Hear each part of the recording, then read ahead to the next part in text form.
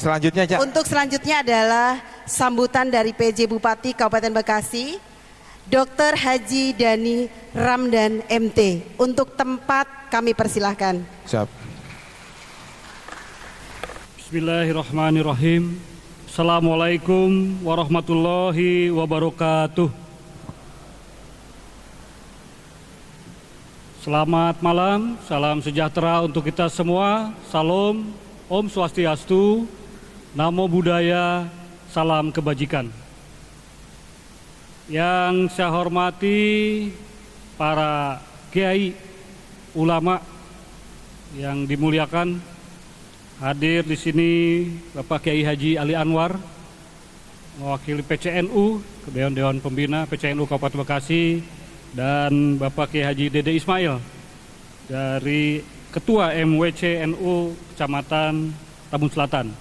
Selain hadir juga dari DMI ya, Tambun Selatan tadi saya lihat, dan organisasi Islam lainnya, juga dari berbagai agama yang lain tadi sudah hadir tampil di depan. Ada dari pimpinan Paroki Gereja Katolik Santo Arnoldus Romo Levi, Ketua PHDI Kota Bekasi Letkol Purnawan I Gusti Maderudita, ada Ibu Pendeta dari HKBP, ada juga perwakilan dari GKI dan yang lainnya, tadi belum tertulis semua. Dan tentu saja ada juga Ketua MUI Tambun Selatan dan Ketua FKUB yang hari ini diwakili oleh Pak Kiai Soleh Jailani. Dan tentu yang paling berbahagia juga adalah Ketua EPKUB Grand Wisata ya, yang baru tadi dikukuhkan, Pak Haji Sandi Siswantoro, dan Ketua Pelaksana Pak Sekjennya. Tentu saja ini adalah malam yang istimewa dan sangat membahagiakan bagi kami, bagi saya pribadi dan pemerintah Kabupaten Bekasi, karena hari ini kita merayakan keragaman dalam kebersamaan dan persatuan. Dan Grand Wisata menjadi teladan bagi kita semua. Oleh karena itu, segenap rasa syukur kita panjatkan kehadirat Allah Subhanahu wa Ta'ala, Tuhan Yang Maha Esa, karena atas izin dan karunia-Nya kita yang hidup di negara Indonesia ini terus diberikan berbagai nikmat, mulai dari nikmat umur, nikmat sehat, nikmat kemerdekaan, dan nikmat persatuan kesatuan. Karena banyak bangsa-bangsa lain, komunitas-komunitas lain masih belum merasakan nikmat itu. Masih bersengketa, masih konflik, bahkan sampai konflik senjata antar sesama saudaranya sendiri, sebangsa setanah air. Ya kalau antar bangsa ya juga masih ada. Tetapi kita hari ini, khususnya di Grand Wisata dan di Kabupaten Bekasi pada umumnya, serta di seluruh wilayah Indonesia, masih diberikan nikmat itu. Namun tentu nikmat ini yang harus kita syukuri dan kita jaga bersama. Saya sangat kagum dengan Grand Wisata ini. Saya kebetulan memang lama tinggalnya di Kota Bandung, jadi baru 1 tahun terakhir ini dalam penugasan sebagai pejabat Bupati Bekasi, melihat situasi kondisi Kabupaten Bekasi yang sangat unik. Dan Grand Wisata ini ya tentu dalam kacamata saya adalah sebuah perumahan elit yang besar, ada 25 klaster gitu. Tetapi hebatnya, meskipun disebut elit, tetapi kekeluargaannya, kerukunannya, dan inisiatif warganya sangat tinggi. Dan ini jarang saya temui kalau di Bandung ya. Biasanya semakin elit komplek perumahan, semakin individual warganya gitu. Jarang ditemukan inisiatif-inisiatif untuk membangun kebersamaan di sini. Tetapi di sini luar biasa. Mulai dari tingkat RW-nya, di tingkat klasternya, sampai ke forum komunikasi, satu komplek perumahan besar ini terwujud dengan baik. Dan bahkan yang istimewa ini sampai bisa membentuk forum persaudaraan dan kerukunan umat beragama. Karena memang dengan hampir berapa, 12.000 jiwa penduduknya ini, tidak bisa dipungkiri pasti akan ada keragaman dari etnis, dari suku bangsa dan dari agama. Dan memang terbukti hari ini ada 6 agama resmi Indonesia ini ternyata ada komunitasnya, ada umatnya di Grand Wisata, namun bisa dipersatukan dalam wadah forum persaudaraan dan kerukunan umat beragama ini, yang tidak hanya berkecimpung di aspek-aspek sosial keagamaan, tapi juga tadi menolong korban banjir, saling membantu dalam sarana peribadatan dan perayaan-perayaan keagamaan. Saya kira inilah yang disebut kehidupan Pancasila. Ya, dengan tidak melalui penataran yang panjang-panjang, kuliah yang bersemester-semester, tetapi warga Grand Wisata langsung mempraktekannya. Ini adalah anugerah sekaligus teladan bagi perumahan-perumahan lain, bagi perkampungan-perkampungan juga di seluruh wilayah Kabupaten Bekasi, bahkan di seluruh Nusantara, di seluruh wilayah Indonesia. Ya. Dan saya kira kalau seluruh perumahan, wilayah-wilayah permukiman mempunyai inisiatif-inisiatif seperti ini, maka Kabupaten Bekasi aman, tentram, kertar harja.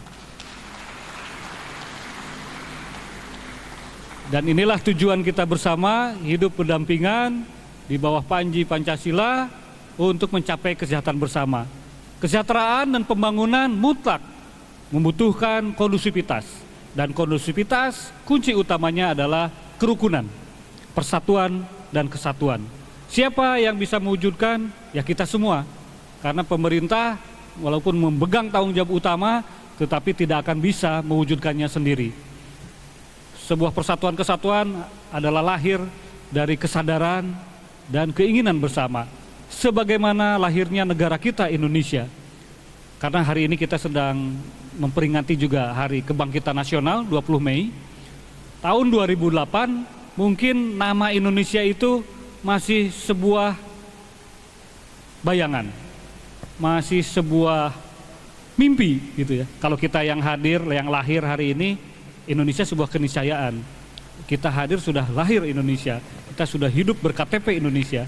Tapi para pendahulu kita, para perintis kita, tahun 2008 dan 2008 Sumpah Pemuda, itu masih sebuah narasi yang belum ada wujud konkretnya. Tetapi dengan cita-cita bersama dan tekad bersama, dari generasi ke generasi 08, 20 tahun kemudian, generasi 28, terjadi kesepakatan bersama yang disebut Sumpah Pemuda, gitu ya, untuk menyatukan diri, padahal kita berbeda suku, berbeda agama, bahasanya pun lain-lain, terpisah pula di pulau-pulau yang dipisahkan oleh laut, tetapi keajaiban Tuhan, kita bisa punya sebuah keyakinan bahwa kita ini sebangsa dan setanah air, lahirlah Sumpah Pemuda.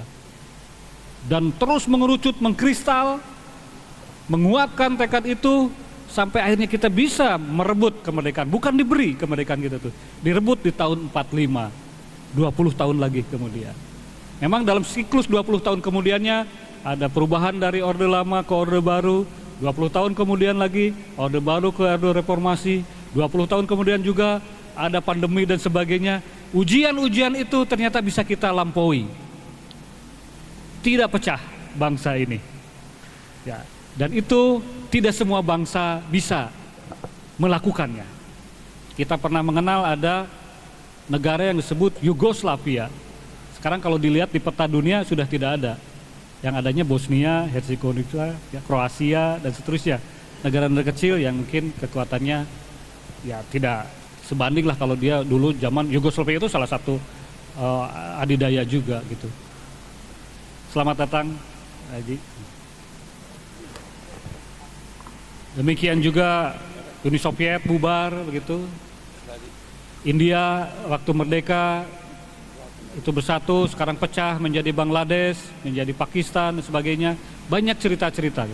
Dan syukur alhamdulillah puji Tuhan, Indonesia bisa terus bersatu. Kenapa? Karena ada contoh-contoh seperti ini. Jadi Bapak Ibu, saudara-saudara sekalian, warga Grand Wisata, adalah para pewaris Negara Kesatuan Republik Indonesia yang betul-betul menjaga negara proklamasi ini dengan sepenuh hati, dengan tulus ikhlas, dengan itikat yang kuat, karena hanya dengan itu semua kita bisa terus juga mewariskan negara besar bernama Indonesia ini kepada anak cucu dan keturunan-keturunan kita semua. Jangan sampai di generasi kita atau di generasi anak cucu kita warisan ini tidak bisa dipertahankan hanya gara-gara konflik antar agama, konflik antar suku, konflik antar golongan.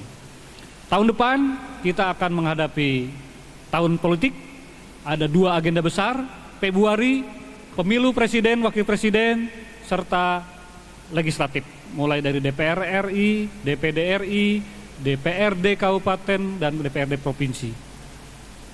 Dan bulan Novembernya masih di tahun yang sama, tahun depan ada pilkada serentak untuk pemilihan gubernur dan bupati wali kota. Sebagaimana pernah kita alami di tahun-tahun sebelumnya, di pemilu-pemilu sebelumnya, di pilkada-pilkada sebelumnya, ada suhu yang meningkat. Ada perbedaan pilihan politik yang sangat rentan, sangat rawan, sangat berpotensi memicu konflik horizontal, bahkan juga konflik vertikal. Nah, saya berharap FPKUB ini bisa menjadi lem perekat perbedaan-perbedaan yang nanti akan kita hadapi dalam tahun pemilu, tahun politik, ini bisa kita eliminir melalui berbagai program kegiatan FPKUB. Itu mungkin jangka pendek yang boleh menjadi program bagaimana kita menghadapi tahun pemilu, tahun politik sebagai sebuah betul-betul pesta demokrasi, bukan sebuah peperangan gitu ya. Jadi tidak ada konflik, tidak ada perseteruan, apalagi sampai gontok-gontokan.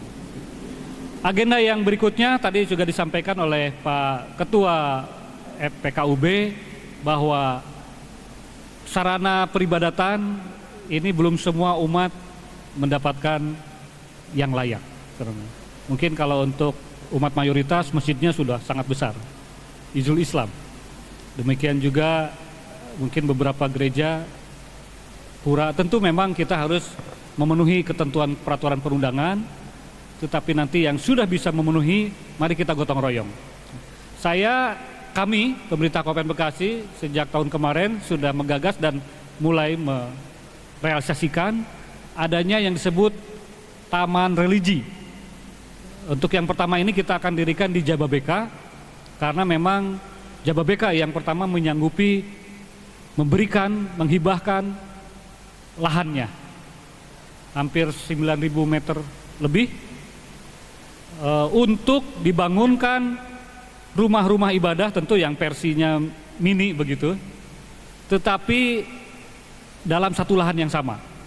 Jadi nanti di lahan tersebut akan berdiri masjid, gereja Kristen, gereja Katolik, pura, vihara, dan kelenteng dalam satu lokasi.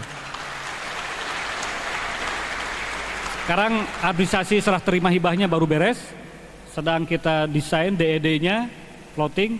Semua umat beragama punya luas lahan yang sama untuk mendirikan tempat ibadahnya, dan nanti dibangun oleh masing-masing.